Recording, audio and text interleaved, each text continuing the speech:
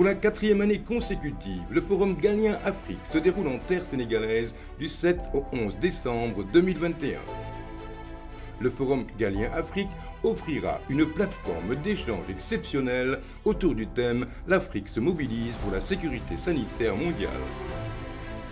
Placé sous la présidence effective de son Excellence Macky Sall, président de la République du Sénégal, le Forum Galien Afrique réunira des experts scientifiques des secteurs de la santé, de l'environnement, d'éminentes personnalités politiques et de la société civile, d'anciens récipiendaires de prix Nobel et des centaines d'étudiants en médecine. Cette 4e édition du forum, avec 3000 participants, sera organisée en format virtuel et placée sous le signe du leadership des femmes et des jeunes, avec du 7 au 10 décembre 2021, un forum des jeunes, un forum des femmes et un forum scientifique. Le samedi 11 décembre 2021 se tiendra une cérémonie en présentiel pour célébrer les 50 ans du prix Galien International et le Golden Jubilee. Au cours de cette cérémonie, pour la première fois, le prix Galien Afrique, qui consacre la recherche, l'innovation, la santé et la technologie, sera décerné. Du 7 au 11 décembre à Dakar, le Forum Galien Afrique célèbre la santé, l'innovation et la recherche en Afrique.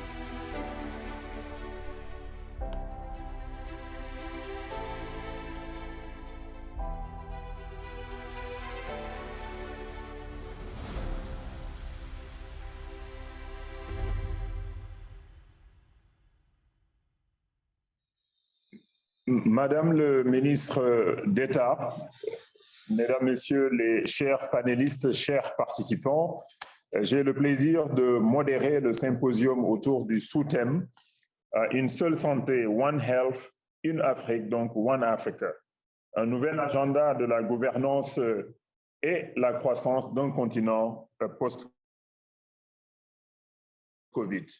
Avec une population estimée à 1,3 milliard d'habitants appelée à doubler d'ici 2050, le continent africain a été impacté par la COVID-19 au moment où la plupart des États relevaient les défis du développement et se lançaient sur une trajectoire d'émergence. Cette pandémie a donc ralenti l'élan des uns, aggravé la situation des autres, mais également elle a surtout soumis à rude épreuve nos systèmes de santé publique qui étaient déjà vulnérables.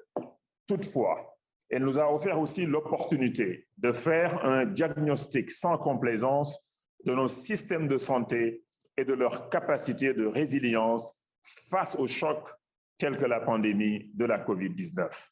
S'il est urgent de résorber le déficit en infrastructures et équipements de santé sur le continent, il est tout aussi important de renforcer la recherche dans ce secteur et de développer une industrie pharmaceutique forte qui permettra au continent d'être souverain dans ce domaine. L'investissement privé est nécessaire pour atteindre cet objectif, mais il est également important de mobiliser des ressources concessionnelles conséquentes pour lancer cette dynamique. Aussi, il est crucial de réfléchir sur des politiques et des pratiques communes pour assurer la libre circulation des médicaments produits localement, des échanges de patients d'un pays à un autre, ainsi que des ripostes coordonnées en cas de crise sanitaire, comme c'est le cas actuellement. Dans le même temps, la relance économique à la suite de cette pandémie doit être une opportunité d'inscrire le continent dans une trajectoire de croissance inclusive, dynamique et résiliente, avec une forte contribution du secteur privé, mais également une contribution des initiatives régionales à l'image de la ZLECAf. J'ai le plaisir d'échanger sur ces sujets avec des panélistes de haut niveau et je vais échanger donc avec tous ces panélistes en co-modérant avec Madame la ministre d'État, Eva Marie Colsec, ministre d'État auprès de Monsieur le Président de la République, qui est elle-même professeure d'université et ancienne ministre de la Santé du Sénégal et de l'Action sociale plusieurs fois. Donc, je vais introduire rapidement donc, nos panélistes aujourd'hui. Je vais modérer la première partie et la deuxième partie donc, sera modérée par Madame la ministre d'État. Nous avons Dr John Kengasong, premier directeur des centres africains de contrôle et prévention Afrique, CDC Africa de l'Union africaine. Nous avons également Dr Michael Sidibé ou Michel Sidibé, envoyé spécial de l'Union africaine pour l'Agence africaine pour le médicament. Monsieur El Hadji Assi, président du conseil d'administration de la Fondation Kofi Annan. Nous avons également professeur Agnès Binagwaho, recteur de l'université Global Health Equity au Rwanda. Nous avons, j'espère tout à l'heure, Madame Vera Songwei, présidente de la Commission économique de l'ONU pour l'Afrique. Et enfin, de Moneyman, Aliou Maïga, directeur régional pour l'Afrique de l'Ouest et du Centre pour la SFI. Donc, j'aurai deux questions, mais la première sera posée donc par moi-même et certainement la deuxième question par Madame la ministre d'État, donc durant la deuxième partie donc de ce symposium. La première question que je vais poser sera adressée au Dr John Kengasong. Donc, Dr John Kengasong, vous êtes cité parmi les plus grands experts mondiaux en matière de pandémie et vous êtes le premier directeur des centres africains de contrôle et de prévention Africa CDC de l'Union africaine. Les bonnes incitations sont-elles en place? C'est ça la question, sont-elles en place pour une bonne approche véritablement intégrée et sans frontières de la surveillance, mais aussi de la préparation du contrôle des pandémies sur le continent? Je vais demander à tous les panélistes de ne pas dépasser 4 minutes pour leurs réponses afin que les deuxièmes questions puissent être posées donc par Madame la ministre d'État. Merci. John, vous avez la parole. Thank you so much, Minister, for the question. But let me first of all thank the organizers, Professor Awako-Sek and others for including me as part of this conversation. I must say, with respect to the continent, where a continent, as you say, of 1.3 billion people is and aspiring to get to 2.4 billion, and from where we are coming from, the continent that was a young continent that in 1947 was about 285 million, we have a long way to go. But however, we must pause to appreciate the wisdom and the vision of our head of states in establishing Africa CDC about 5 years ago. Africa CDC was a remarkable concept that the head of states of the continent exercised and thought of in 2016.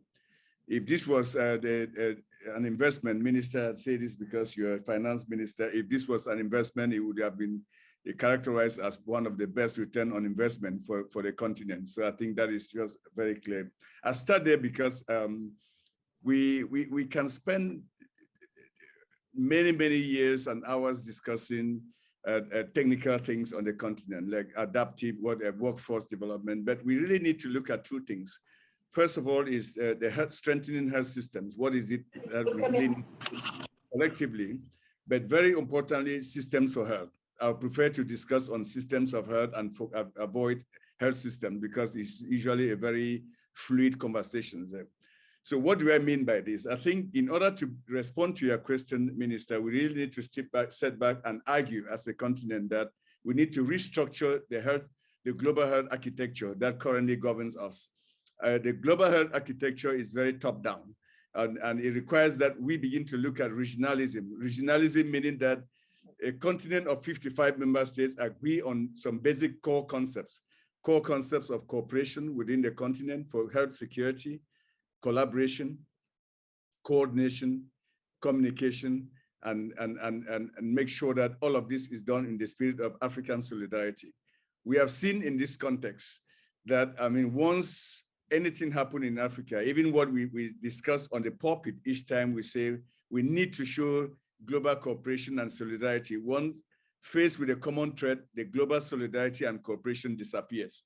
We saw this during the HIV/AIDS pandemic in 1996 when ARVs were available, and Michel, my big brother, Michel Sidibé, can comment on this. Drugs against HIV were available in 1996. It took 10 years before they got to Africa, and at that point, 10 million people died unnecessarily in Africa. That's the failure of systems for health in the world that I'm referring to. We saw at the start of this pandemic in last year, where there were no diagnostics in the world. In Africa, I beg your pardon, but there were diagnostics elsewhere, and Africa had to struggle to get access to the diagnostic market. We said to ourselves that maybe it was just an error.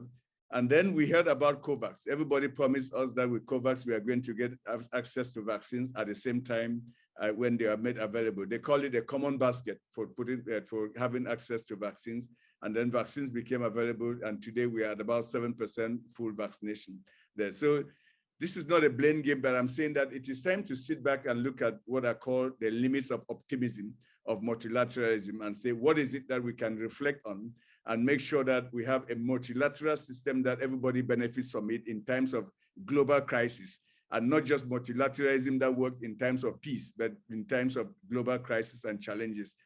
Imagine that if this virus, this current epidemic we are dealing with, had two important factors. It had the rate of reproduction of 8, which is like the Delta virus or Omicron, and then it had a case fatality ratio. That is the number of people that are infected and die of maybe Ebola or the first SARS virus that we found in 20 years ago. You and I would have been wiped out by now completely, because by the time we are waiting for 2 years for vaccines to come to the continent, this virus would have taken us away.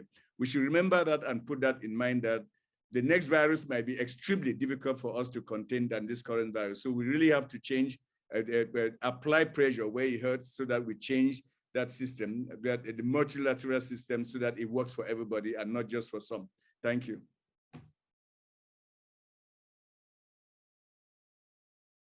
Sides. The next question, Sidibé. Dr. Michael Sidibé, la pandémie de la COVID-19 a mis en exergue la nécessité d'une souveraineté pharmaceutique et la promotion d'une production locale africaine. Et d'ailleurs, le Sénégal a dû changer un peu de stratégie et renforcer la souveraineté pharmaceutique avec une nouvelle stratégie, mais également avec la production de vaccins contre la COVID, par exemple avec l'Institut Pasteur de Dakar. Michel Sidibé, vous êtes l'envoyé spécial de l'Union africaine pour l'Agence africaine pour le médicament. Vous êtes également ancien ministre de la Santé et des Affaires sociales du Mali et ancien directeur exécutif de l'ONU-SIDA. Vous vous êtes battu pendant plusieurs mois afin d'accélérer la ratification du traité sur la création de l'Agence africaine, qui va donc nous aider à vraiment faire face donc, à cette nécessité d'avoir la souveraineté pharmaceutique. Que pouvez-vous nous dire de cette initiative, de ses acquis, mais surtout de ses obstacles et des perspectives? Merci, Monsieur le ministre. Je commencerai d'abord par remercier Awa pour son leadership. Grâce à elle, on se retrouve encore une fois à Dakar pour s'entretenir sur des questions qui me paraissent d'une importance certainement qu'on n'a plus besoin de démontrer. Des progrès considérables ont été réalisés. Vous avez certainement entendu mon frère John parler de CDC, qui est la première structure en termes de gouvernance pour la lutte contre les maladies, mais la rapidité et l'ampleur des ratifications constituent une réussite unique sur le continent. Je vois très clairement que les pays se sont mobilisés, ils ont compris qu'il fallait amener certainement le sens de l'urgence et que nous ne pouvons plus rester à la marge du débat réglementaire. Donc l'Afrique a, comme vous l'avez mentionné, une industrie pharmaceutique limitée.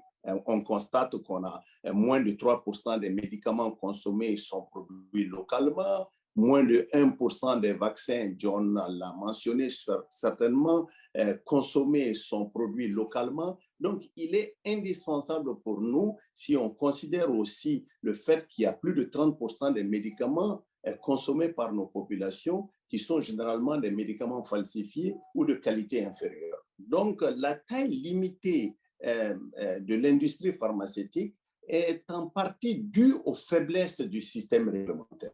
Et c'est pour cette raison que l'Agence africaine du médicament devenait une nécessité, est une nécessité. les politiques réglementaires sont très peu claires, les procédures disons, et les processus réglementaires sont souvent inefficaces.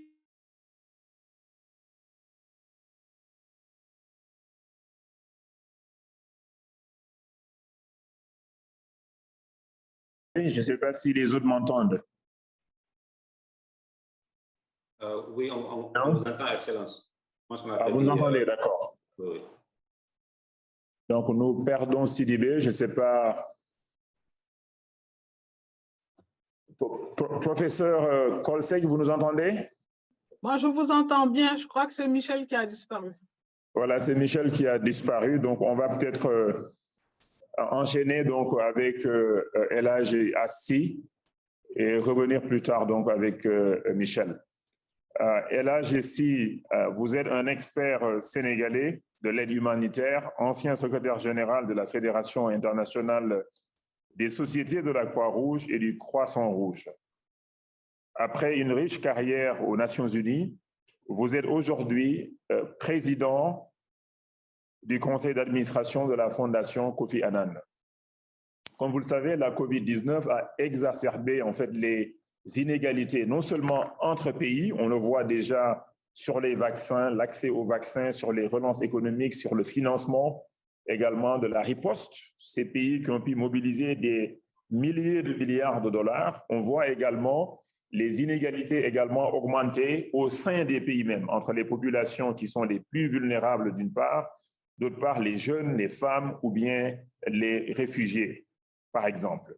Comment pouvez-vous nous décrire cette situation et les conséquences socio-économiques qui en découlent? On a vu des pays proposer des programmes de résilience économique et social comme le Sénégal et d'autres pays. Comment vous le voyez de votre côté action humanitaire au niveau de la Fondation en tant que président de la Fondation Kofi Annan? Comment pouvez-vous nous décrire cette situation et les conséquences socio-économiques?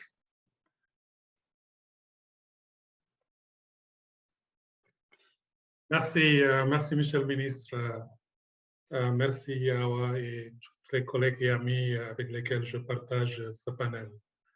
Comme John l'a dit en introduction, en effet, Michel le ministre, nous avons une pandémie qui est révélatrice de dysfonctionnement de tous ordres et à tous niveaux. Dysfonctionnement au niveau de nos pays, dysfonctionnement au niveau international et multilatéral. C'est une pandémie également aussi qui est révélatrice de disparités entre le nord, le sud, disparités entre les riches et les pauvres, disparités entre les zones rurales et les zones urbaines. Pourquoi?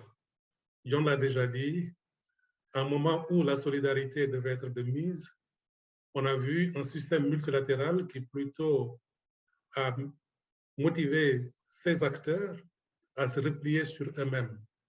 On parle de nationalisme, on parle de populisme, soyons francs, moi je parle d'égoïsme.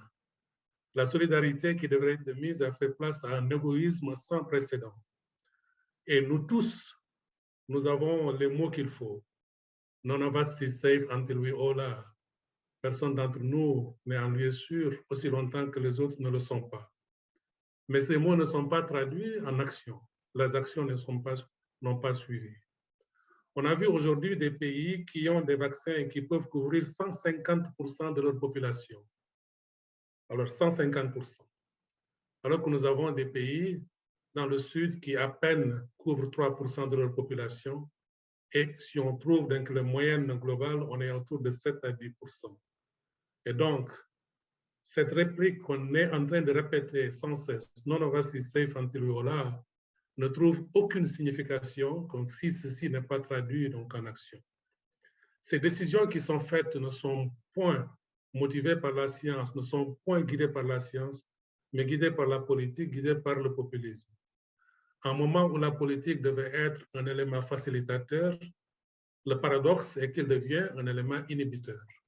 Et c'est là où le leadership est important. Le leadership au niveau international, mais je dois déplorer qu'il y a une panne totale de leadership au niveau international.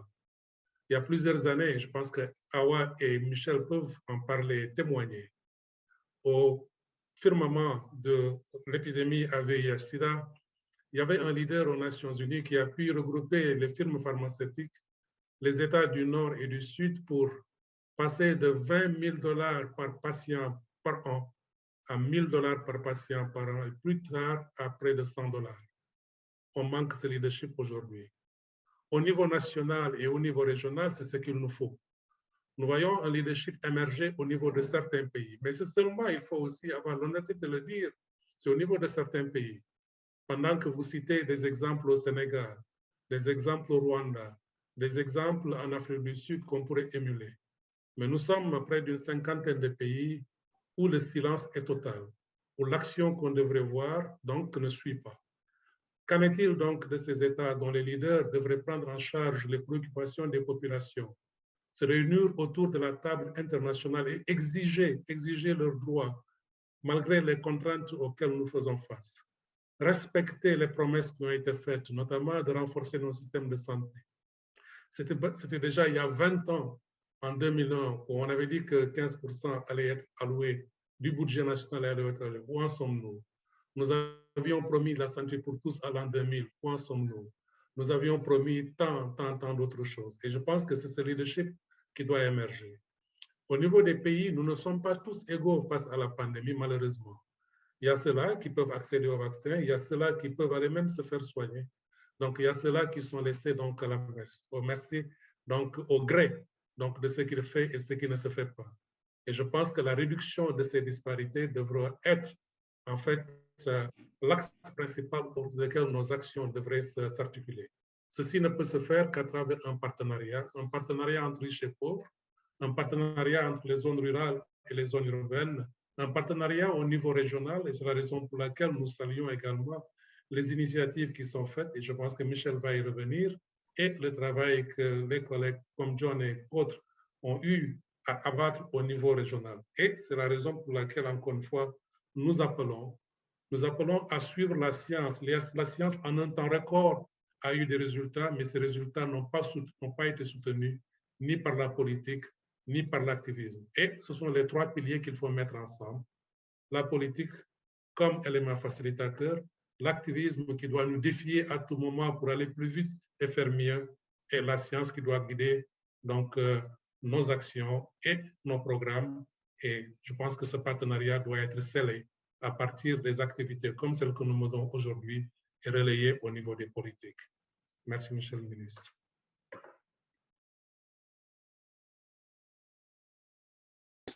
Pour ces éléments, ces compléments en fait sur la nécessité d'avoir un leadership accru, donc pour lutter un peu plus contre ces inégalités. Je voudrais maintenant donner la parole à Agnès Binagouaro. Ça, c'est une question pour Agnès. Professeur, vous êtes recteur de l'université Global Health Equity au Rwanda. Vous êtes ancienne ministre de la Santé du Rwanda. Vous connaissez bien la faiblesse de nos systèmes de santé et le déficit en ressources humaines, tant du point de vue du nombre de professionnels, mais également dans leur formation face aux défis de la sécurité sanitaire mondiale. Votre pays, le Rwanda, a fait des réformes hardies pour renforcer le système de santé. Cela lui a permis d'être résilient face à la pandémie de la COVID-19. Pouvez-vous partager ces expériences avec nous et quelles sont les leçons donc, que vous avez pu tirer de ces réformes en fait, de votre pays pour faire face? Merci. Merci beaucoup, Monsieur le ministre. Merci d'abord aussi de m'avoir invité et je salue ma sœur Awa, avec qui nous avons fait beaucoup de choses les quelques années, je ne dirai pas combien. Mais, Monsieur le ministre, votre question est très intéressante.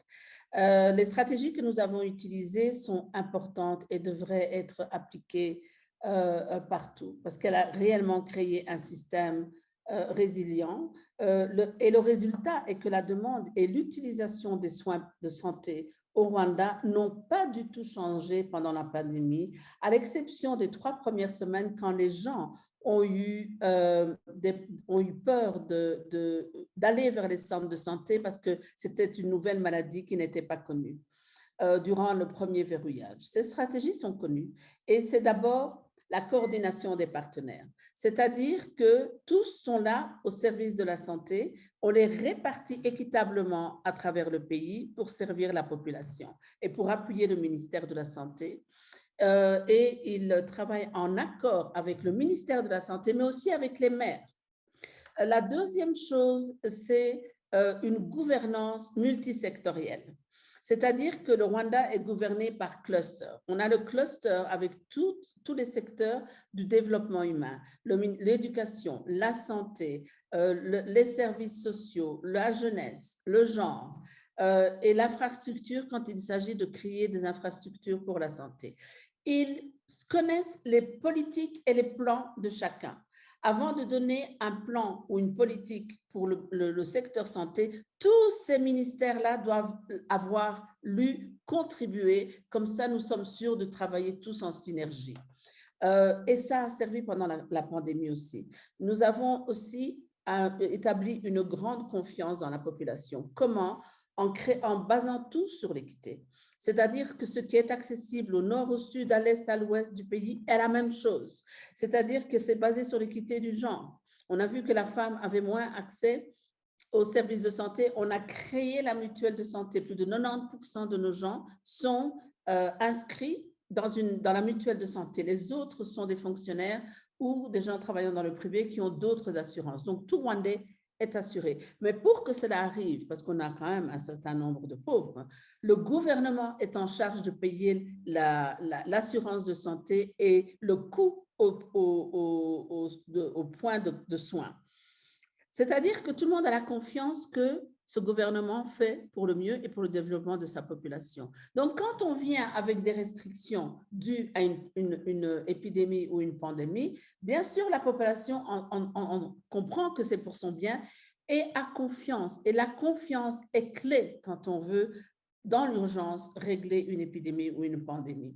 C'est comme ça aussi que nous avons les enfants les mieux vaccinés au monde. En tant que pédiatre, j'en suis très fière. Plus de 80% de nos enfants sont vaccinés pleinement contre 11 antigènes et les filles sont vaccinées à 93% contre l'HPV. C'est la même confiance qui a fait que nous avons pu gérer la pandémie. Donc, la coordination, l'intégration, pas de nouveaux services en dehors des services qui existent. On a grandi le centre de santé, on a grandi l'hôpital, mais pas de services parallèles. L'intégration, pas d'approche verticale. On prend l'argent du sida, pas de problème. On fait des laboratoires qui serviront aux personnes vivant avec le VIH, mais serviront à toute la population en même temps. Des services d'urgence, des services de maternité, etc.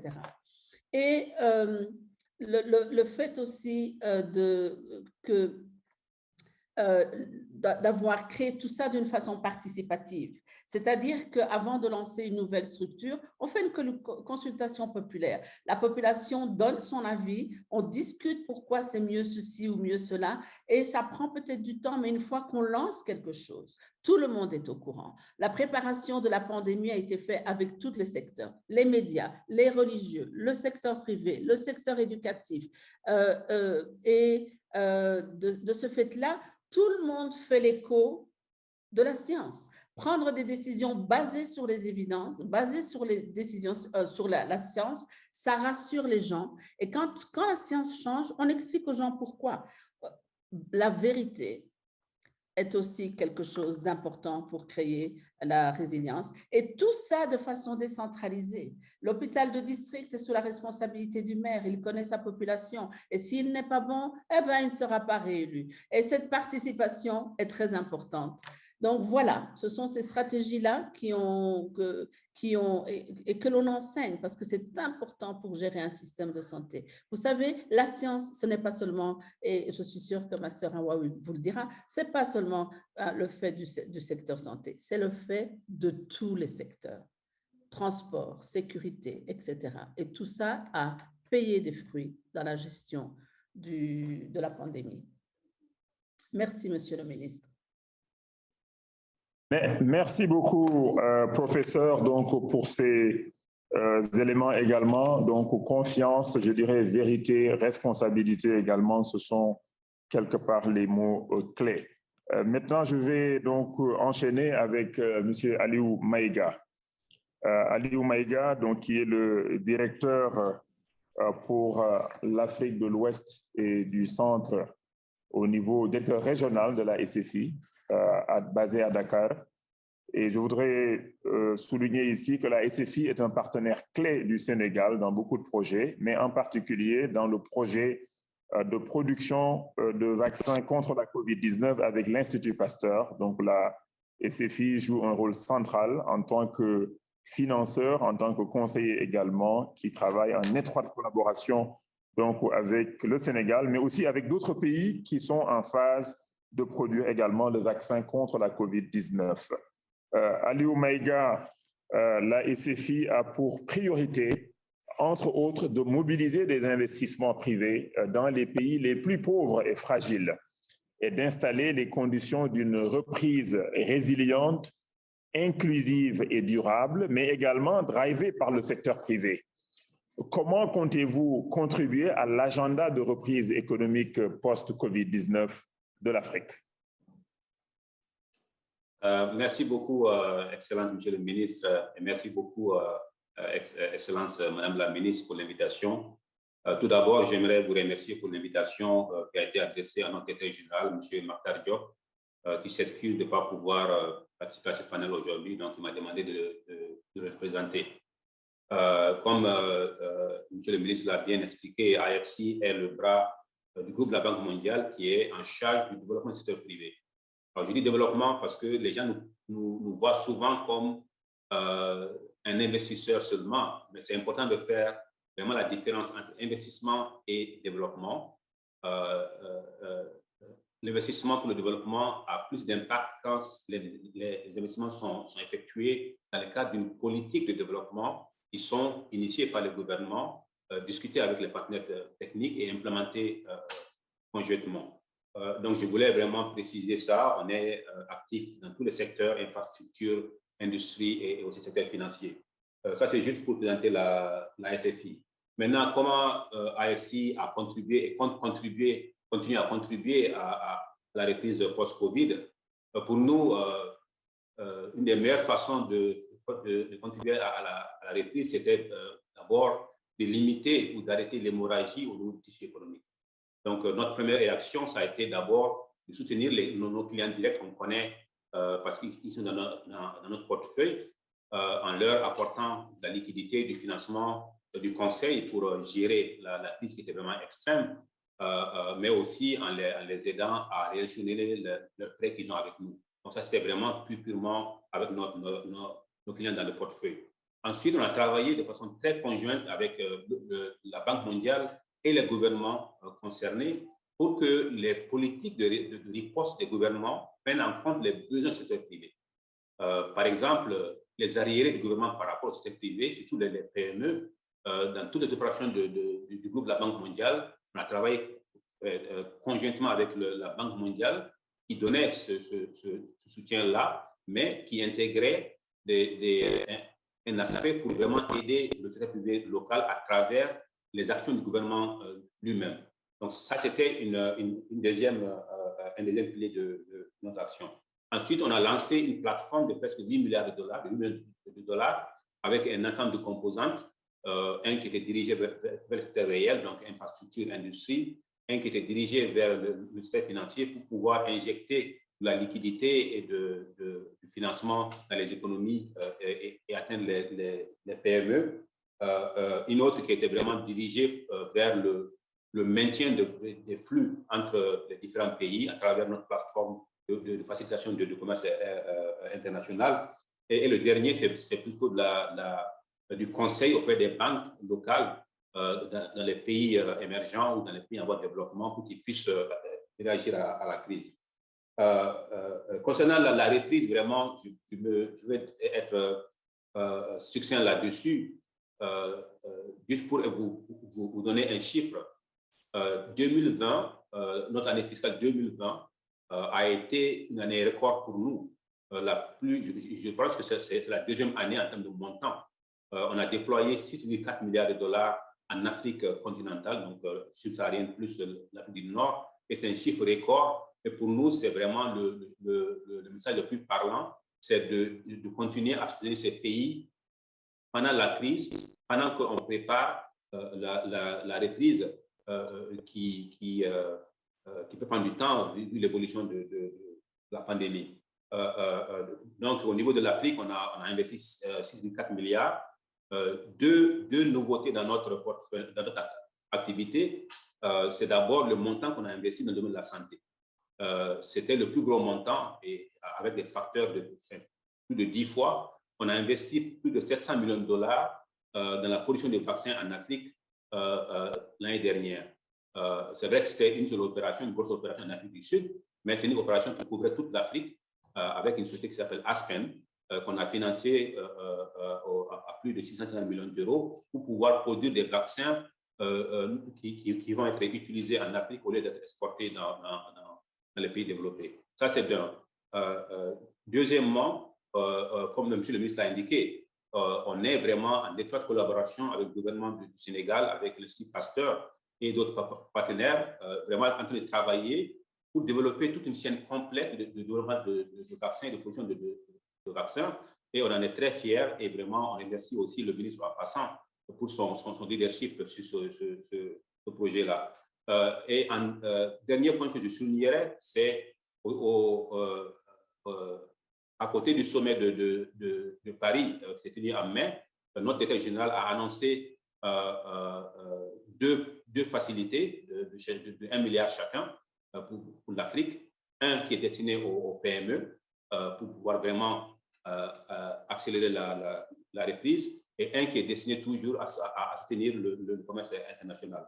Donc, juste pour résumer, on a accéléré nos opérations, on a développé de nouveaux outils et on va continuer à travailler avec les gouvernements, nos clients privés et nos partenaires techniques et aussi les agences qui contribuent à la gestion de la pandémie, telle que la COVAX, Africa CDC, pour vraiment continuer à apporter non seulement la réponse au niveau sanitaire, mais aussi vraiment atténuer l'impact, mais aussi accélérer la reprise économique. Merci, Monsieur le ministre.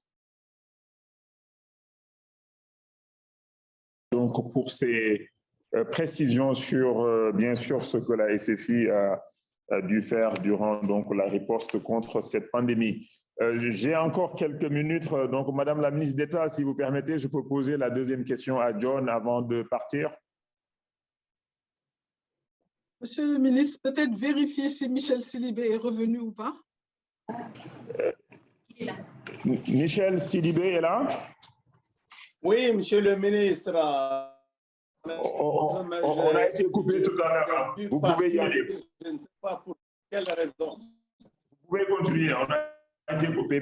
Non, mais moi, je vais résumer pour vous faire gagner. Oui. Je disais que j'allais résumer pour vous faire gagner du temps. Tout ce qui a été dit était très important, mais ce qu'il faudrait qu'on certainement, comme je disais, de régulation. Parce que l'Afrique est très dépendante du point de vue de sa régulation au système de régulation globale. Quand nous regardons, par exemple, tous les efforts qui sont entrepris, et je le disais, nous ne pouvons pas continuer à croire que nous allons produire nos propres médicaments si nous n'avons pas un environnement qui nous permet vraiment de protéger les différents marchés. Et l'un des exemples les plus parlants aujourd'hui, et vous en avez parlé, Monsieur le ministre, c'est justement la production de ces vaccins continent. Mais nous pouvons produire aujourd'hui des vaccins, mais si nous n'avons pas un système de régulation qui nous permet d'être un peu plus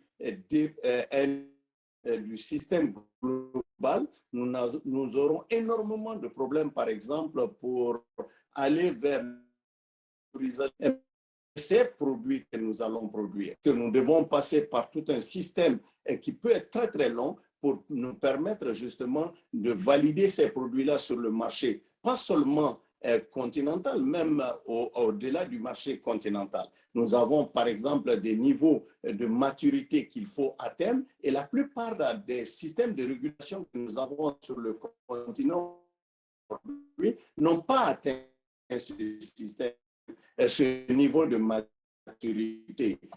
Disons que mais il est très important. L'Ordre mondial de la santé, la plupart de nos agences nationales de régulation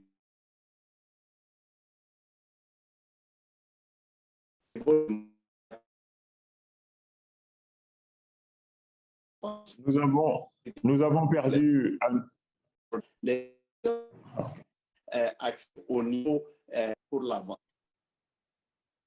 De nouveau? Bon. C'est bon, allez-y, allez-y.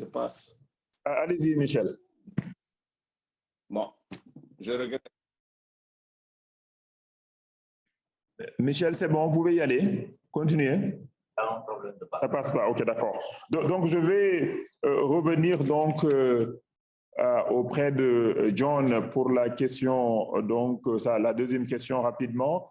Aliou Maïga a parlé donc des financements, c'est extrêmement important pour avoir des infrastructures régionales adéquates, surtout pour soutenir également les systèmes locaux. Sidibé nous a parlé rapidement de la réglementation qui est aussi extrêmement importante.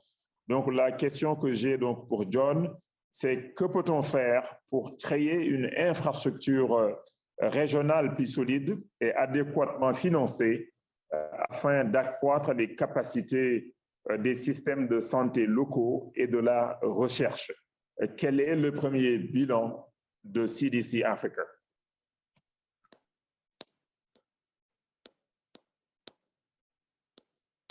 I think after 2 years, we should know how to unmute. So thank you so much. I mean, there are 4 things that I would like to leave the panel with in terms of the réflexion que je vais laisser au panel, aux membres du panel. So in response to your question, I think that there are 4 things, as I said very quickly, that we should look at. First of all, our own domestic investment on the continent, investment strengthening health systems in order to get our own autonomy. This is again in direct relation with the panel discussion we had this morning at 9:30. Member states have to begin to contribute to their own health financing. I mean, in accordance with the spirit of what the leadership of the continent committed themselves to in 2001, I believe, in Abuja, but which has not been met. Without that commitment, you don't own anything. I mean, we can all rely on externalities to fund our health system, but we do not really own the agenda. If we do that, then the second thing we must look at is our own workforce development. We cannot talk of vaccine development, manufacturing for drugs and diagnostics without deliberately focusing on human resources that would create that intellectual property. And we begin to shift the conversation from transfer of technology to co-creation of technology. When we talk of transfer of technology, something tells me that it's still very condescending. It's as if we cannot create our own technology. But to do that, you require workforce, human capital. The third thing we must do is really strengthening our own national public health institutions, the likes of the Pasteur Institute in Dakar. I'm very proud. 4 weeks ago, I was at the Pasteur Institute. I saw firsthand how they were producing diagnostic test kits, the antigen tests. I saw firsthand how the buildings were emerging that would produce vaccines. That's the kind of thing that we need on the continent. Very deliberate, very purposeful, so that the next time we are hit with a pandemic, we can produce those diagnostics locally, produce the vaccines. But behind all of that is human capital. You need competent base capital to do that. And lastly is really our own regional institutions. And I say this not because I work for Africa CDC, but really, the world is tending towards regionalism, where, I mean, each region of the world is trying to come together. Europe, for example, in the middle of this crisis has created HERAT, the Health Emergency Response Agency, which will overtake the coordination of pandemics or emergency responses in Europe. The Gulf states are creating their own CDC. The Asian states are creating their own public agencies. So we have the wisdom, we benefit from the wisdom of our head of states to actually say, let's strengthen and empower Africa CDC so that it can begin to coordinate our efforts in a more deliberate way in the region. And that will fit into what I call, and I hope, will become a readjusted multilateral system. Thank you. John, thank you very much. I'm gonna actually step out very shortly. I'd like to thank all of you for brilliantly answering all my questions. I will now leave you with the able hands of Professor Awa Marie Kolsek, who will take over from me and finish this great panel. Thank you very much and have a good weekend, everybody. Thank you. Merci. Merci, Merci, Monsieur le beaucoup. ministre. Merci. Merci, Monsieur le ministre. Comme d'habitude, vous êtes toujours présent. Et je voudrais que vous sachiez que nous sommes très fiers d'avoir un ministre de l'économie et du plan comme vous. En tout cas, Merci, professeur. Partout où nous essayons de voir, d'avoir un ministre de l'économie ou des finances qui puisse vraiment parler aux gens, leur donner les arguments pour leur pays, mais également pour l'Afrique. Merci beaucoup et allez vite à votre réunion. Merci beaucoup, professeur. Nous sommes inspirés par vous-même. Merci beaucoup. Vous êtes une inspiration pour nous. Merci. Ciao. Merci beaucoup. Je crois que maintenant, nous avons, au lieu de suivre l'ordre, je voudrais plutôt demander à Agnès qui doit partir. Est-ce qu'elle est encore là? Agnès, êtes-vous là? Oui, je suis là, Awa. Je sais que vous allez partir, donc peut-être que vous pouvez partager avec nous votre expérience de diversité. La diversité. Spéciale. Je ne voudrais pas le dire moi-même, mais sachez qu'on est aussi à l'écoute de ce que vous faites et nous aimerions que vous puissiez partager avec nous ce qui se passe là-bas. Merci Awa, et c'est une question importante parce que nous savons que non seulement, comme Monsieur le ministre l'a dit tout à l'heure, il y a une carence en personnel de santé, mais nous devons aussi changer la façon dont nous les éduquons et nous avons créé cette université pour cela, et basée sur certains principes. Premièrement, nous l'avons située en milieu rural, exprès, parce que toutes nos universités sont en général en milieu urbain. Et quand les jeunes ont fini d'être formés, ils sont des jeunes professionnels qui ne veulent plus travailler en milieu rural. Donc, il y a une concentration de médecins en ville et dans le milieu rural, tout le monde manque de médecins, mais eux, ils en manquent beaucoup plus. Ça, c'est la première chose. La deuxième chose, nous luttons contre la fuite des cerveaux à l'étranger. Pour cela, nous leur donnons une formation vraiment exceptionnelle avec des professeurs venus de du monde entier, les meilleurs, mais ils signent un contrat qu'ils vont travailler pendant 9 ans pour le secteur public de leur pays. Et avec ça, on n'a pas de scrupules parce que les médecins sont parmi les meilleurs salaires du pays. Donc, ils sont formés pour rien, ils ne payent pas de school fees ou whatever, mais ils doivent travailler et on transforme comme ça les efforts de donner une formation de qualité en soins pour ceux qui en ont le plus besoin. La troisième chose, c'est que nos étudiants en médecine font aussi une maîtrise dans la prescription et l'organisation des soins. Donc, ils sont d'excellents cliniciens, mais ils savent aussi créer, transformer et gérer un secteur de santé. On forme des gens qui peuvent entrer dans tes souliers, ou dans les souliers de n'importe quel ministre et gérer le secteur de santé avec ce qu'ils ont appris. On leur donne aussi une formation classique, plus basée sur, on resocialise la médecine. C'est-à-dire que tous les composants qui font que, par exemple, les pays riches qui avaient tout ont raté leur réponse à COVID, c'est dû à on peut étudier ça ethnologiquement et sociologiquement, on aura la réponse. Donc, on donne des formations, on resocialise la médecine en parlant de l'histoire, de la culture, de l'importance du trust, etc. Donc, les biosciences, comme pour les aider à analyser, comme le microscope aide quelqu'un au laboratoire à voir plus juste et à avoir des résultats corrects. On fait aussi la promotion de l'équité sur le genre, basée sur le genre. 70% de nos étudiants en médecine sont des jeunes filles ou des femmes. Par principe, parce que nous avons que 28 femmes qui sont médecins en Afrique et que 25% des femmes dans le monde qui ont des postes de responsabilité dans le secteur santé. Donc, c'est un principe, c'est vraiment enlever cet handicap et former plus de jeunes. Et on sait qu'on ne va pas répondre à toute la demande, mais au moins, on donne un exemple qu'il faut avoir plus de femmes dans le domaine de la science.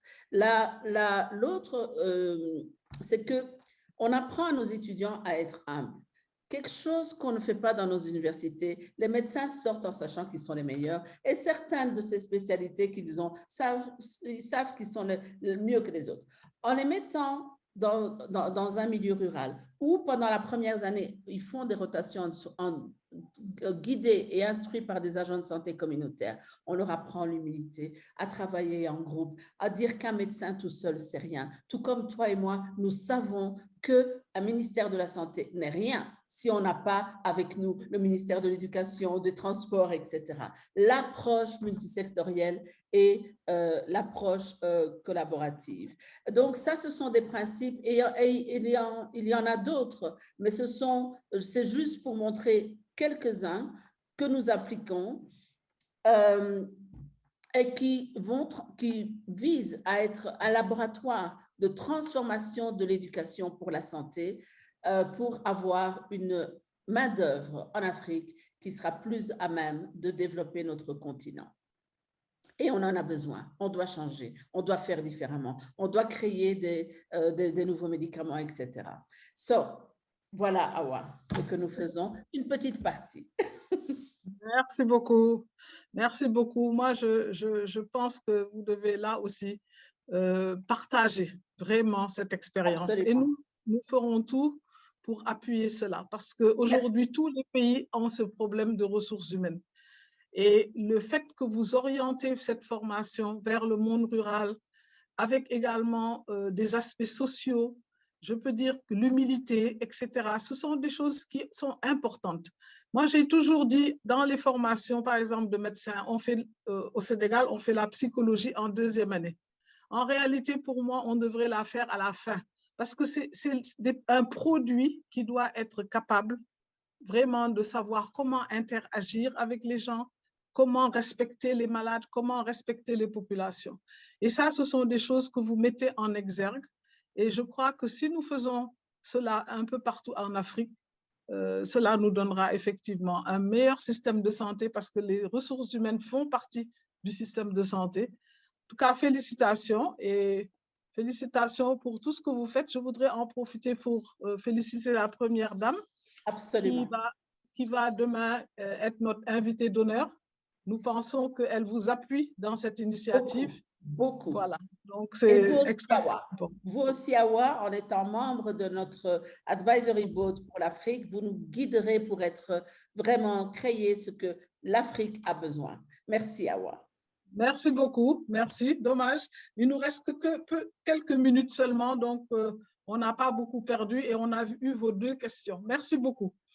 Je voulais vérifier si M. Michel Sidibé était là et pouvait parler. Sinon, on va passer à une question pour M. Assi. M. Sidibé, problème encore de réseau. C'est vrai que nous avons tous aujourd'hui, avec COVID, pensé qu'il était important que nous puissions vraiment utiliser les moyens, disons les IT, mais parfois ça ne marche pas toujours. Mais Michel Sidibé, vous êtes là? Est-ce que vous appuyez? Voilà, vous êtes là. Awa, je ne sais pas si vous m'entendez. On t'entend. Il n'y a pas de problème. Je voulais juste demander. Je suis très malheureux parce que j'aurais vraiment voulu participer de façon plus effective. Mais tu as une seconde question. Donc, tu vois, on te donne toujours une autre chance. On a compris ce que c'était AMA, mais on voudrait savoir quelles sont les prochaines étapes, parce que vous avez fait beaucoup pour la ratification. Maintenant, quel est le plan stratégique pour le futur? Est-ce que vous avez déjà, bien sûr, réfléchi à cela? Et quelles sont vraiment les prochaines étapes? Et là aussi, nous ferons le plaidoyer pour vous, pour que ces prochaines étapes puissent être vraiment mises en œuvre. Non, merci pour tout le travail qui a été déjà fait par les États membres, comme je l'ai mentionné. Le fait qu'aujourd'hui, on ait au moins un traité qui puisse rentrer en vigueur, ce qui est le plus important, c'est de ne pas perdre le sens de l'urgence et surtout ne pas perdre l'opportunité qu'on a aujourd'hui d'aller rapidement pour la création de cette agence. Donc, la première chose, c'est bien sûr de faire en sorte que les États membres qui ont déjà ratifié puissent se rencontrer, puissent discuter un peu de l'avenir de cette agence, faire en sorte qu'il y ait une évaluation rapide pour savoir quel pays abritera l'agence. Mais en dehors de cela, il faut aller vers, bien sûr, la formulation d'un plan de développement de cette agence avec un calendrier très clair. La première année, 3 ans, 5 ans, qu'est-ce qu'on pense faire avec quels sont les défis essentiels, les identifier, voir quelles seront les modalités de financement de cette agence, sur quoi on va s'appuyer et comment on va pouvoir mutualiser les compétences un peu partout et essayer de faire en sorte qu'il y ait un recrutement rapide pour avoir au moins tout le mécanisme qui est indispensable pour que cette agence puisse fonctionner. Et je crois que le vrai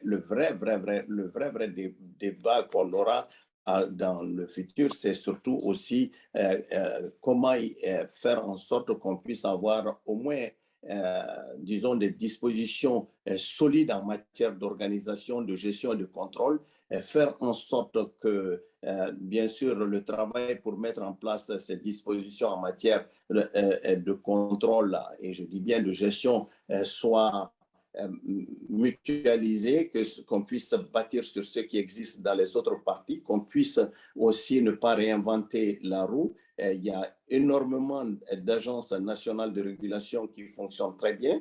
Et comment tirer l'existant, comment bâtir sur l'existant et faire en sorte qu'on puisse aller plus vite. Donc, pour moi, c'est le sens de l'urgence, il ne faut pas le perdre, il faut aller très vite. Et il faut faire en sorte qu'on puisse avoir un plan très clair sur la première, troisième, cinquième année et puis essayer déjà de recruter les cadres qui seront les plus importants pour pouvoir démarrer l'agence. Et je crois que c'est ce qu'il faut qu'on fasse le plus rapidement possible.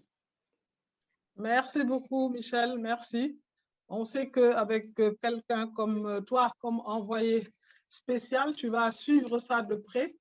Je me souviens de ton intervention à Dakar où tu as posé le problème. Et il faut le dire, nous devons maintenant, dans tous les pays, essayer de voir comment régler cela et que tout le monde y adhère. Je pense que le président Macky Sall, quand il va être président donc, de l'Union africaine, sera sensibilisé pour que vraiment cet agenda, qui est un agenda africain et pour les Africains et par les Africains, puisse être vraiment un agenda qui soit mis en œuvre. En tout cas, merci beaucoup pour votre rôle. Et nous allons maintenant donner la parole à M. Assi.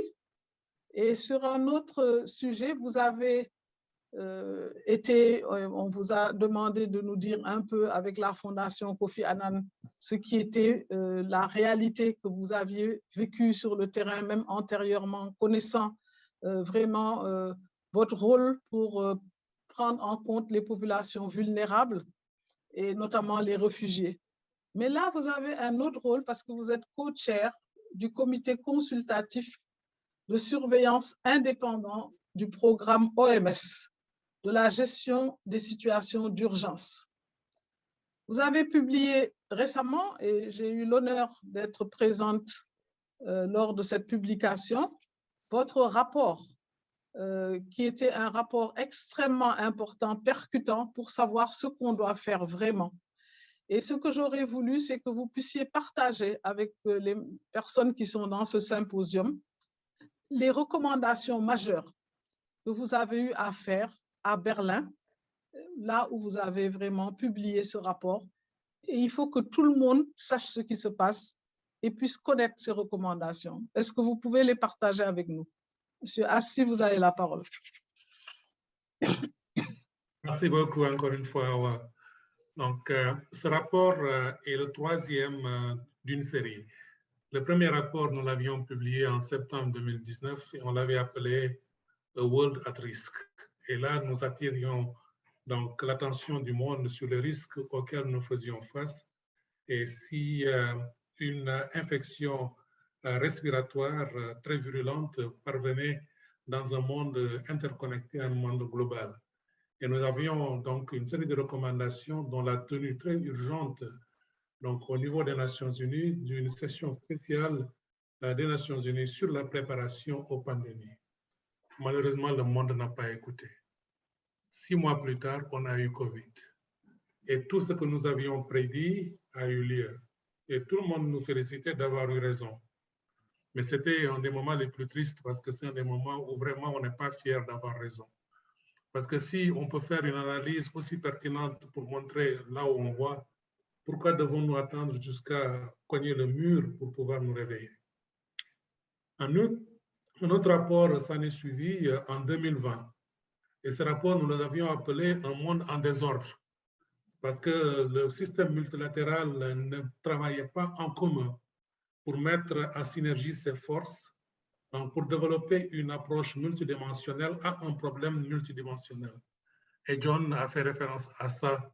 Et donc, nous l'avions déjà dénoncé. Et les recommandations que nous avions faites à l'époque, c'était une plateforme multilatérale solide avec la participation effective des pays du Sud pour un meilleur partage des connaissances, partage des données, partage des expériences, mais également aussi partage des moyens et des ressources dans le sens large du terme, qui inclut les moyens financiers, mais également aussi tous les contre-mesures médicales donc, qui déjà à l'époque donc, étaient disponibles, mais étaient seulement disponibles dans certaines géographies. Le monde, encore une fois, n'a pas écouté. Le rapport que nous avons lancé en Berlin était le troisième. Et cette fois-ci, donc, nous voulions passer donc, de la critique vers un monde qui était complètement à part, vers un monde uni pour une meilleure préparation. On n'a pas fait de recommandations tellement nouvelles, mais nous avons rappelé les recommandations qui étaient les plus pertinentes et appelé à une action d'urgence. Et ces actions, donc, particulier autour de ces thèmes, et je voudrais en citer quelques-uns. D'abord, nous avons besoin d'un leadership fort au niveau médical, une autorité sanitaire solide, et les investissements qui doivent être faits au niveau de l'OMS doivent être suffisamment conséquents pour que l'OMS puisse assurer ce leadership donc, au niveau médical. Nous avons encore une fois rappelé que le problème, il est politique. S'il n'y a pas un engagement politique au plus haut niveau, on n'accédera pas aux solutions idoines. Et encore une fois, on a appelé à une haute autorité, un conseil donc, mondial, avec les dirigeants politiques, les leaders, donc, qui décideraient, mais suivraient également aussi les décisions qui ont été faites pour une meilleure préparation aux pandémies, une meilleure préparation aux épidémies. Nous avons également aussi suggéré dans son temps donc, un cadre conventionnel légal qui obligerait et exigerait un droit de rendre compte à tous les pays qui y adhéraient. Et donc, nous sommes contents de voir que ce processus est déclenché donc, au niveau de l'OMS en ce moment. Mais le sens d'urgence qu'on voulait communiquer vraiment ne s'y est pas. Parce que donc, le processus de l'OMS, pour maintenant, doit rendre ses conclusions en 2024. Bon, beaucoup d'eau aura coulé donc, sur les ponts d'Oussila, mais aussi nous avons recommandé de manière très forte qu'un financement solide et le renforcement des systèmes de santé au niveau national donc, soit suivi, et aussi le partage des expériences et des ressources en termes donc, des ressources techniques dans la production de médicaments dont on a parlé tout à l'heure. Voilà, ce ne sont pas vraiment des recommandations qui sont nouvelles, mais tant de fois nous les avons répétées, tant de fois elles ont été ignorées, et nous pensons que nous ne devrons pas nous lasser. Bon, tant qu'on n'aura pas vu les résultats concrets, tant qu'on n'aura pas vu donc, ce leadership qui va s'accumuler autour de ces axes primaires, et nous comptons encore une fois sur le leadership à tous les niveaux, au niveau national, mais également aussi au niveau régional et au niveau international. Et les premières initiatives que nous avons vues dans ce sens, nous espérons vont aller à contribuer à la solution de ces problèmes que nous avons évoqués. Merci. Merci beaucoup, Elhaj. Là encore, des cris du cœur. Mais j'ai eu une discussion avec certains d'entre vous en disant que nous sommes tous, ceux qui sont autour de la table, je pense, convaincus de ce qu'il faut faire. Nous le savons, mais peut-être que nous devons unir nos forces pour peser de tout notre poids, pour que ce qui est demandé puisse être fait. Et c'est pour ça que ce genre de forum, c'est vraiment important, parce qu'on ne doit pas en faire juste un forum et partir. On doit garder ce network, garder ce réseau qui doit devenir un réseau d'influence d'Africains, comme je le dis tout le temps, mais pour l'Afrique. Et quelqu'un l'a dit tout à l'heure parmi les intervenants, on ne nous donnera rien. C'est à nous de nous organiser, c'est à nous de nous battre, c'est à nous de tout faire pour que les choses changent. Merci beaucoup, As. Je voudrais demander à Bouba s'il est là. Il y a Vera Songe qui est en train de vouloir participer, mais elle a perdu le link. Elle est en Éthiopie et elle me dit que la situation est très, très difficile là-bas en ce moment, mais qu'elle veut participer quand même. Alors, si on s'en occupe, Madame la ministre, on s'en occupe. Okay, très bien. Bon, très bien. Donc, j'ai essayé d'envoyer le maximum d'infos. Si vous pouvez vraiment accélérer, parce qu'on va peut-être bientôt terminer. Mais je vais donner la parole à M. Maïga avant que l'on termine cette séance. Et j'aimerais pouvoir peut-être donner la parole à Vera Sangwe pour qu'elle puisse... Elle m'envoie beaucoup de documents au président. Voilà. En tout cas, elle insiste, elle voudrait vraiment dire un mot au moins. Voilà, je voudrais maintenant poser peut-être une dernière question à M. Maïga.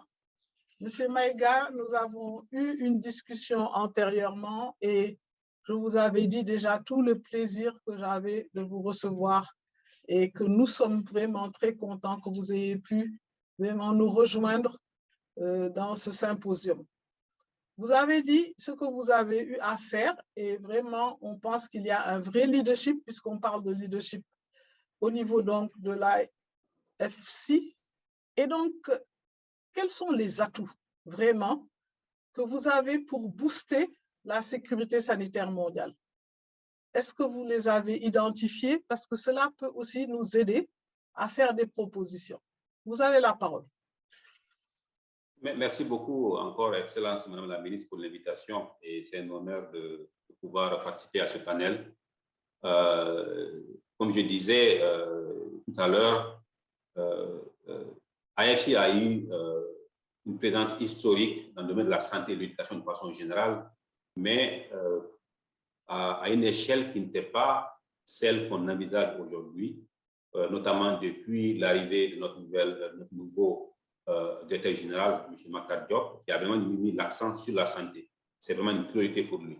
Je crois que le Covid a aussi vraiment peut-être influencé son focus sur la santé. Mais historiquement, AFC a fait des PPP, a aidé quelques pays à faire des PPP au niveau des hôpitaux, mais aussi on a fait des facilités à travers des banques pour financer la santé et l'éducation, surtout au niveau du tissu des cliniques.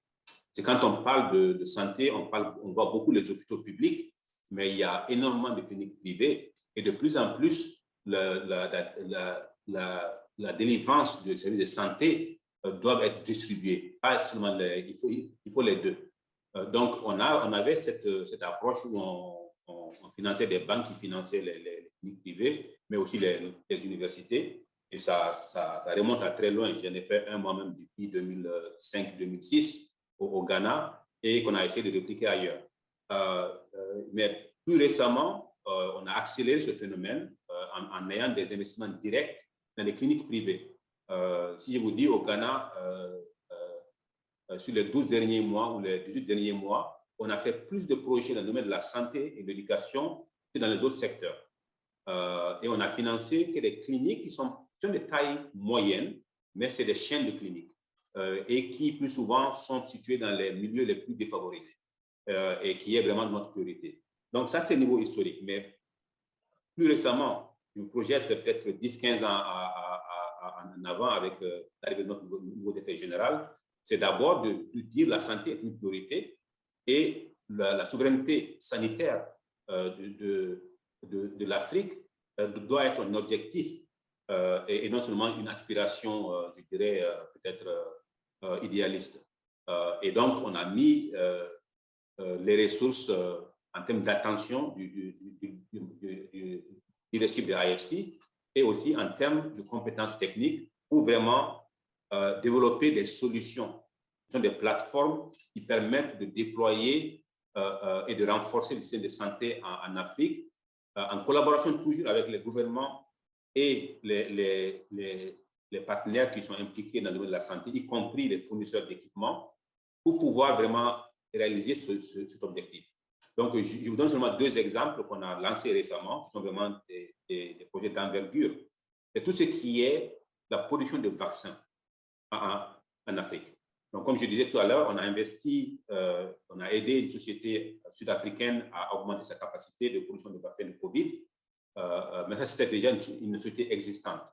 Quand on regarde le Sénégal, on est en train de travailler, comme le ministre l'a dit, de l'économie l'a dit, avec le gouvernement, l'Institut Pasteur et un ensemble de partenaires, donc l'IFC des États-Unis, l'Union européenne, la BOI, l'AFD et d'autres partenaires, pour développer vraiment une industrie de bout en bout pour le développement et la production de vaccins. C'est la première fois qu'on a ce type d'ambition et de projet et on n'a aucun doute qu'on va y arriver parce qu'il y a autour de la table des gens qui ont les moyens et aussi les compétences de le faire. L'autre plateforme qu'on a lancée qui s'appelle Africa Medical Equipment Facility. Vous savez, j'étais au Burkina une fois et il y a un ministre qui m'a expliqué qu'ils avaient lancé un projet pour construire 4 centres de traitement de cancer ou de diagnostic, je ne sais pas exactement. Les équipements sont arrivés, ils sont restés dans les conteneurs pendant 4 ans. Ça veut dire qu'ils sont perdus. Je dis seulement en fait en capacité d'exécution, mais aussi en capacité de maintenance d'équipement. Donc, l'année dernière, on a lancé un programme qu'on appelle Africa Medical Equipment Facility, qui est un partenariat entre IFC, les producteurs d'équipements médicaux, dont Philips, GE, mais on en a ajouté d'autres récemment, et les banques, pour permettre à toutes les cliniques et tous les hôpitaux d'Afrique de financer leurs besoins en équipements médicaux. Et les montants vont de $5 000, c'est-à-dire 2 500 000, qui est vraiment très petit pour nous en termes de ce qu'on fait d'habitude, jusqu'à 1,5 million, je crois, de dollars, c'est-à-dire les gros équipements sophistiqués. Mais on n'amène pas que l'équipement, on apporte la maintenance et la formation en permanence. Et donc, ça permet vraiment de pérenniser ces équipements qui étaient d'habitude utilisés pendant 2-3 ans, faute de maintenance et de formation. Des équipements de $1 million finissent par ne pas être utilisés au bout de quelques années. Donc, vraiment, voilà 2 exemples concrets que AFC fait pour vraiment booster, je dirais, la santé en Afrique. Mais également, on multiplie nos partenariats avec tous les acteurs, dont Africa CDC, EIVAT, COVAX, l'OMS, vraiment pour pouvoir être en écoute, comprendre un peu le besoin de santé et voir dans quelle mesure on peut utiliser notre casquette secteur privé et pouvoir contribuer vraiment à cette ambition que notre directeur général a fixée pour nous. Merci beaucoup. Merci beaucoup, M. Maïga. Je voudrais bien sûr insister sur le fait que vous avez montré d'une manière très claire que quand on parle du système de santé, on ne parle pas que du système public.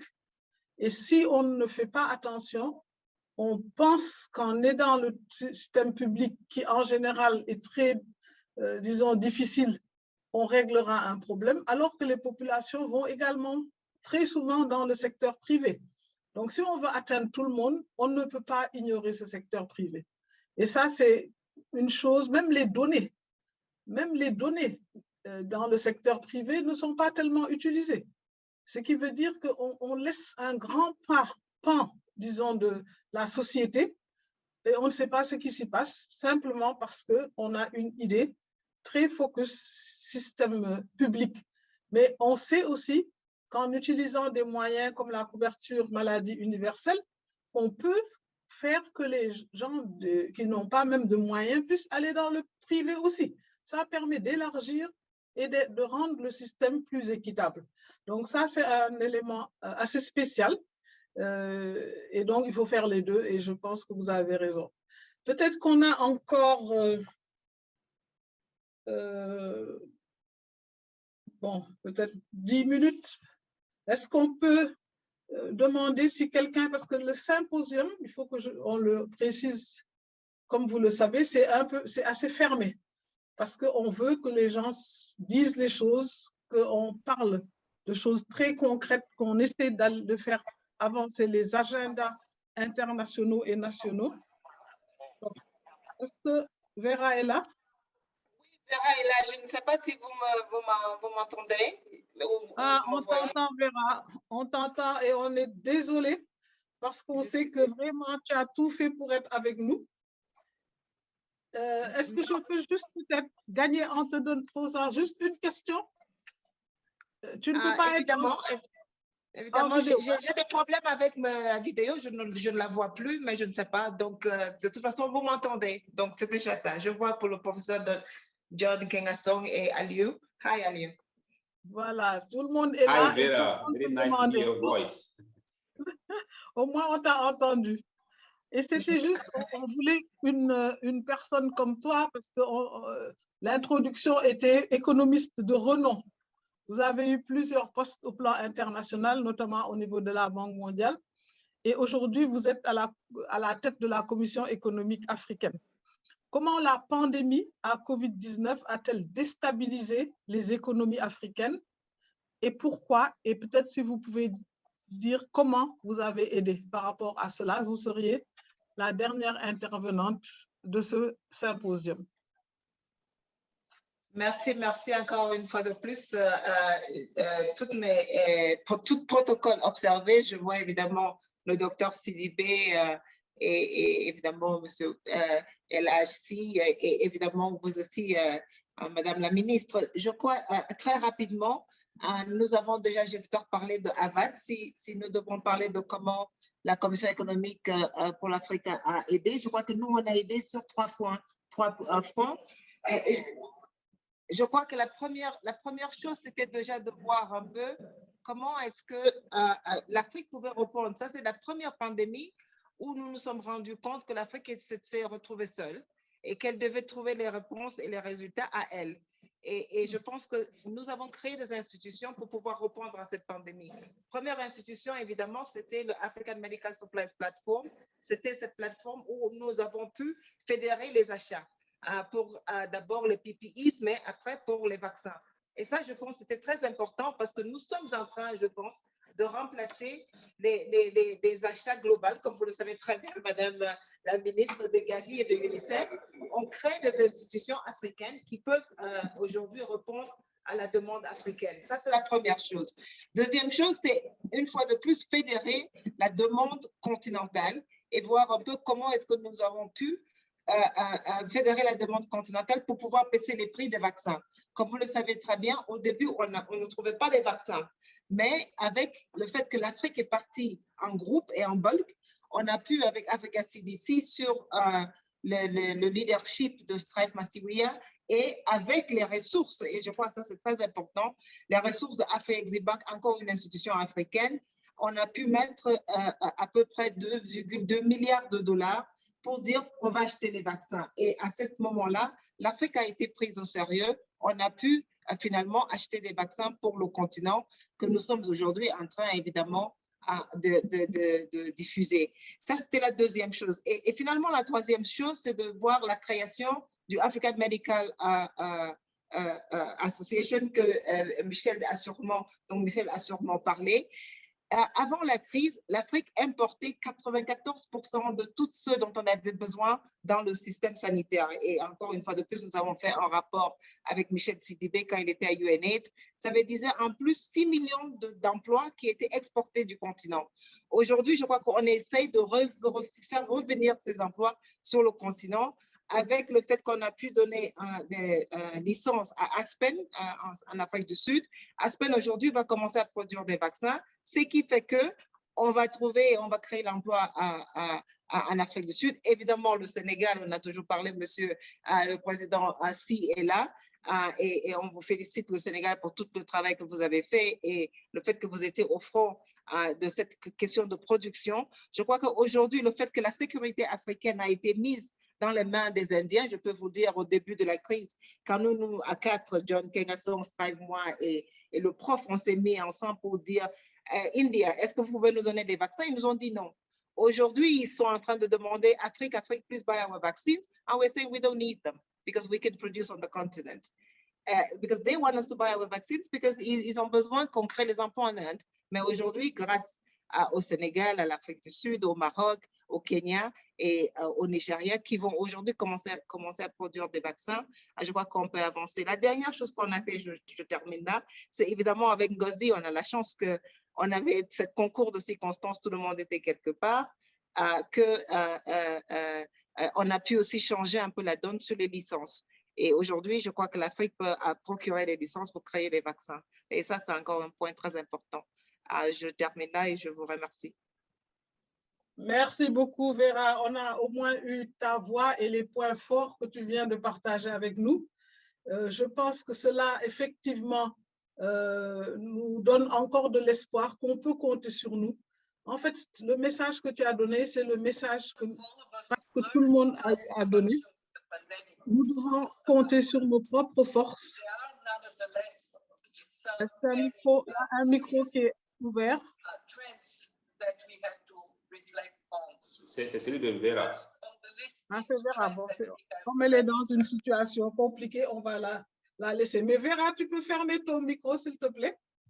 Donc, voilà, elle a fermé. Donc, on va pouvoir peut-être conclure parce que c'est le seul symposium qu'il y a eu. Tout le reste, c'était des panels avec peut-être une partie discussion, questions-réponses. Là, c'était plus pour donner la voix aux leaders africains, leur donner la voix et non seulement simplement les écouter, mais tout faire pour que cela puisse être utile pour l'Afrique.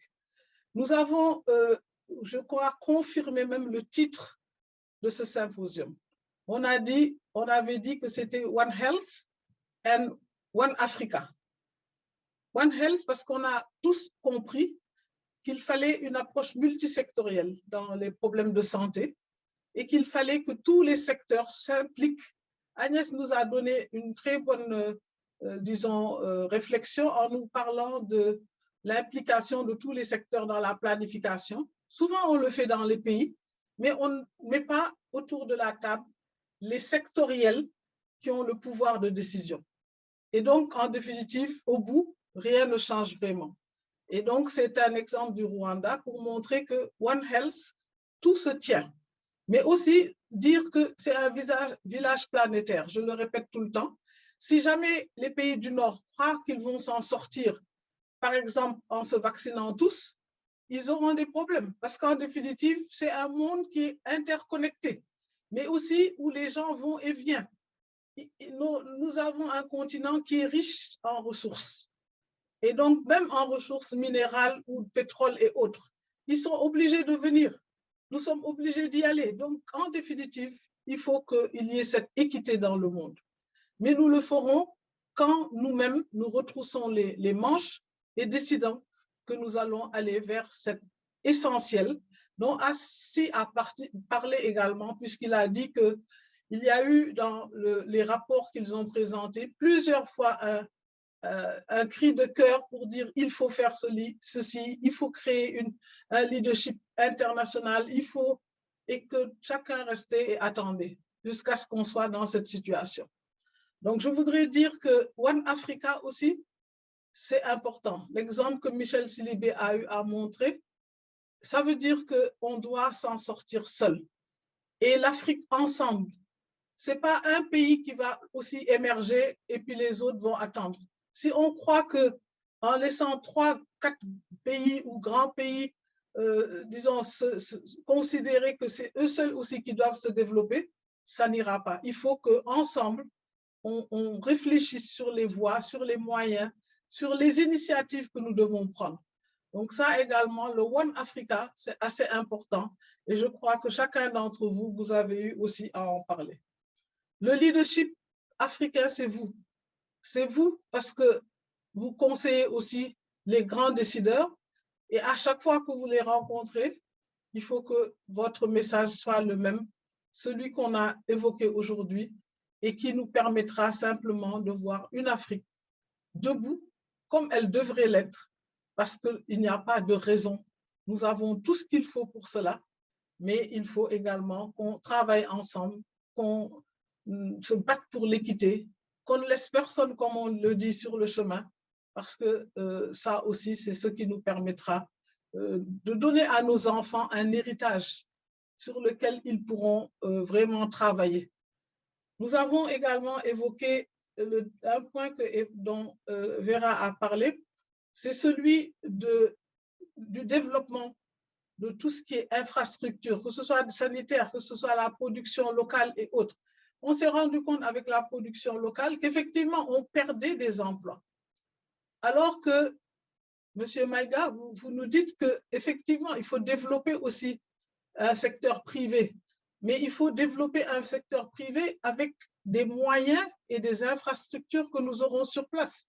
Si on laisse les choses se faire ailleurs, c'est des emplois qui sont perdus pour nos pays. Mais également, si on achète 95% des médicaments ou des vaccins, ça veut dire tout simplement que nos devises sortent, que nos devises partent. Et donc ça aussi, pour notre économie, ce n'est pas une bonne chose. Mesdames et messieurs, je pense que je vais m'en arrêter là et conclure en vous disant vraiment que c'est avec un grand plaisir que j'ai co-présidé cette séance avec le ministre Hott, que je remercie encore une fois. Je crois que je commence à exagérer parce qu'à chaque fois qu'il y a des problèmes, disons, qui méritent que les financiers s'impliquent, je fais appel à lui et il est toujours présent. Donc, je voudrais vraiment le remercier et remercier aussi Ngozi qui n'a pas pu se joindre à nous, mais ça aurait été aussi, peut-être c'est la grande manquante de notre symposium, mais nous essaierons avec elle aussi d'essayer de lui parler de ce qui s'est dit ici et que nous l'aidions, elle aussi, dans ses nouvelles tâches. Parce que ce ne sera pas évident et peut-être qu'on ne la laissera pas faire comme elle aurait voulu. Et c'est peut-être nos voix qui vont l'aider aussi à aller de l'avant. Mesdames et messieurs, merci pour tout et vraiment, bonne fin de journée. Au revoir. Merci beaucoup, Excellence, et merci à tout le monde. Merci. Ciao. Pour la 4e année consécutive, le Forum Galien Afrique se déroule en terre sénégalaise du 7 au 11 décembre 2021. Le Forum Galien Afrique offrira une plateforme d'échange exceptionnelle autour du thème « L'Afrique se mobilise pour la sécurité sanitaire mondiale ». Placé sous la présidence effective de son Excellence Macky Sall, président de la République du Sénégal, le Forum Galien Afrique réunira des experts scientifiques des secteurs de la santé, de l'environnement, d'éminentes personnalités politiques et de la société civile, d'anciens récipiendaires de prix Nobel et des centaines d'étudiants en médecine. Cette 4e édition du forum, avec 3000 participants, sera organisée en format virtuel et placée sous le signe du leadership des femmes et des jeunes avec, du 7 au 10 décembre 2021, un forum des jeunes, un forum des femmes et un forum scientifique. Le samedi 11 décembre 2021 se tiendra une cérémonie en présentiel pour célébrer les 50 ans du prix Galien International et le Golden Jubilee. Au cours de cette cérémonie, pour la première fois, le prix Galien Afrique, qui consacre la recherche, l'innovation, la santé et la technologie, sera décerné.